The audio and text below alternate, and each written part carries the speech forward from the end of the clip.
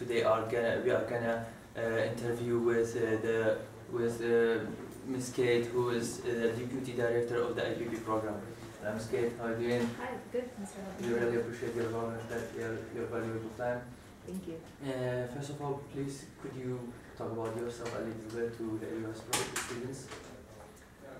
Sure. So my name is Kate. I am from a town called Pittsburgh, Pennsylvania.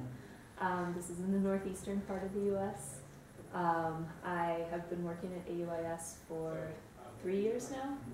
My first 2 years I was a teacher in APP, and my third year, this year, I am working as the Deputy Director for APP. Okay, where did you grow up? I grew up in Pittsburgh. Okay. What's your educational background? I was a student for many, many years. I got a bachelor's degree from the University of Pittsburgh. I studied anthropology and Spanish. I was really interested in languages, and I thought maybe I'd become a Spanish teacher. And then I realized if I taught English, I could travel more. So I went and did a master's at the American University in Washington, D.C., and I got my master's in teaching English as a second language. Cool. Before coming to AUIS, where else have you been working? So I started teaching in Washington, D.C. I taught there for about 3 years at a language school, and we did a lot of TOEFL preparation. A lot of international students come to Washington, so they wanted to learn English there. Then I came to Iraq to Soran, and I taught at Soran University for a year before I came to AUIS. Okay. How did you know that there is a job opportunity here? How did you find AUIS? A few different ways. I had seen advertisements on the internet.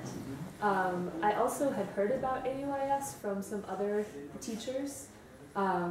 It had a very good reputation with teachers as a good place to work and a good place to teach. And so when I started investigating it and finding out more about it, it sounded like a really good fit for my style of teaching. Ms. Kate, we know that you are the Deputy Director of the APP program, and you are taking the cases like cheating, plagiarism, things like this. How do you define cheating? Cheating, I think any time that you're not doing your own work, I would say that is cheating. I think the biggest thing to focus on is whether you're learning something or not. Two students can sit together and talk about a question, and both of them learn something, and then they go and they write their own answers. But if a student does all of his work and then gives it to his friend, and his friend just copies it, there's no learning that happens there. One person did the work, the other person benefits from the work, but he doesn't take that information and keep it in here. So I think, usually I ask myself when I see something, are the students learning from this? Are they doing their own work? Okay. How do you investigate a student who's guilty of cheating? Well, it depends on the situation. Usually I will talk to the teacher, find out what happened. For most cases, I know about the cheating because the teachers come and talk to me. They bring the situation to me and they say, this is what happened. If I have other questions, I will ask them. I may get, any papers that they have, things like that. Then, depending on the situation, I will sit down and talk with the student, ask the student, what happened, what was going on, why did you do this? Sometimes the cases are very clear. It's if a student has copied something directly from the internet, usually I find the source on the internet, I print it out and I show them. Yeah, or through Turnitin, like that. But especially for cases where it's not clear what happened or many people are involved, I like to talk to all of them and then try to figure out what really happened there. Okay. If it is proved that a student cheated, what would be the consequences of cheating? I mean, what's the policy of the university? So for APP, we have a 4-strike policy. What that means is that the first time this happens, a student has a chance to do the assignment again. They can get a maximum grade of 60% for that. The only exception to that is if they're cheating on an exam or a quiz. In that case, they get a 0, because you can't do that again. The second time it happens, the student gets a 0 for the assignment. They can't do it again. The third time it happens, they will fail the level. And if it happens a fourth time, they will have to leave the university. Fourth time? Yeah. Okay. How can the students avoid cheating, plagiarism? My biggest piece of advice would be just do your own work. If a student doesn't understand something, talk to the teacher. It's better to talk to the teacher than to just copy it from your friend, because the teacher needs to know if a student doesn't understand something. It doesn't help the teacher to show them, oh yeah, you copied this from the internet or you copied it from your friends. So. Ms. Kate, what do you expect from the students at AUIS, or what do you expect from AUIS? Do you think that the students of AUIS are gonna have a bright future? I do, absolutely.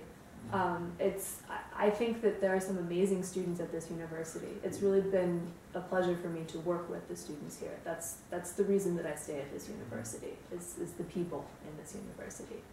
I think that this university is a very unique opportunity for the students because they gain so many skills here. It's not just about the major that they study. There are many other skills that they gain as well. You know, English is a huge skill. I mean, that by itself can give you a career. Your major also. But this style of education allows students to think critically about a situation, to learn how to solve problems. Instead of just memorizing what somebody else tells you to memorize, it's looking at a problem and saying, well, how can we fix this? What solutions can we find? And I think that that's what leads people to a bright future, because those are the people who are able to change things in the world, to create new things. Okay. Ms. Kate, you have experience teaching at the AUIS APP program.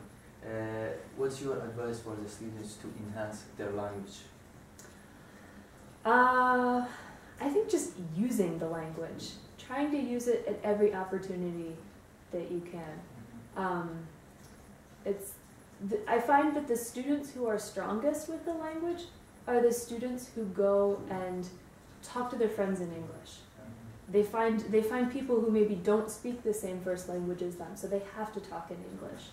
They go and they read things in English. They watch movies in English.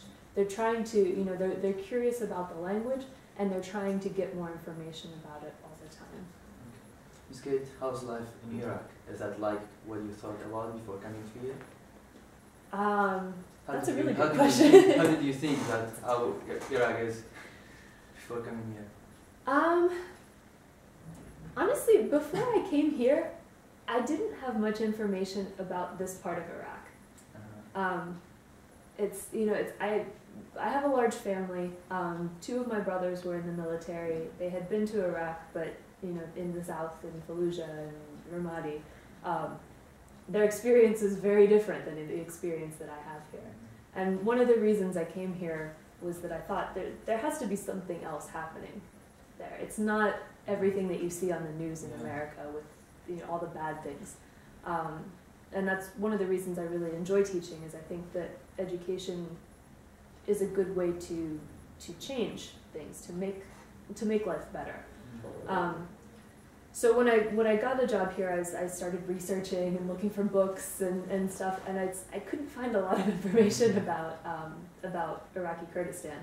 And I've been really pleasantly surprised coming here. I think I was very nervous at the beginning because I didn't have a lot of information, and my family also. And since I've been here, 3 of my siblings have come to visit. Every time they come, they're just like, "Wow, this is really nice. There's a lot going on. People are building things. It's very positive." So yeah, I think it's been a really good experience. What do you do here for fun? Lots of things. I really enjoy cooking, baking. That's probably one of my big passions. When the weather's nice, especially in the springtime, I like to get outside, to go visit places. This is a beautiful area with all the mountains and the caves and that. I think that a lot of people outside of here don't realize how much natural beauty there is. So it's nice to get out there and see that. Ms. Kate, the Deputy Director of the APP program. Thanks for having your time. We really appreciate it. You're welcome, Mr. Helbin. Thank Thank you you. for this Thank you. interview.